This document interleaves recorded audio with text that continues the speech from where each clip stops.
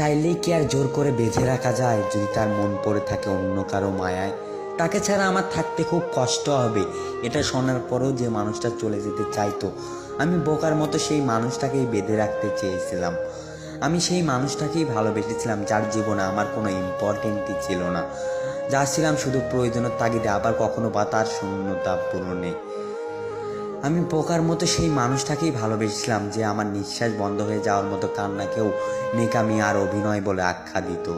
আমি সেই মানুষটাকেই ভালোবাসতাম, যে শত ব্যস্ততার মাঝে সময় বের করে নয়, বরং সময় পেলে আমার কথা মনে করত।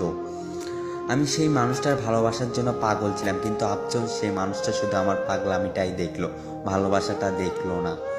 আমি সেই মানুষটার জন্য নিজের জীবনটাও দিয়ে দিতে প্রস্তুত ছিলাম, যার কাছে আমার জীবনের কোনো মূল্যই ছিল না। আমি ভুল ছিলাম, সে মানুষটার কাছে আমার কোনো গুরুত্বই ছিল না, তাকেই আমি আমার প্রায়োরিটি লিস্টে সবার উপরে রাখতাম। এত ভালোবাসার পরও আমি তার হতে পারিনি, তার থেকে নিজেকে আড়াল করে নিলাম। ভালো থাকুক সে তার মতো করে, ভালো থাকুক সে তার ভালোবাসার মানুষটির সাথে।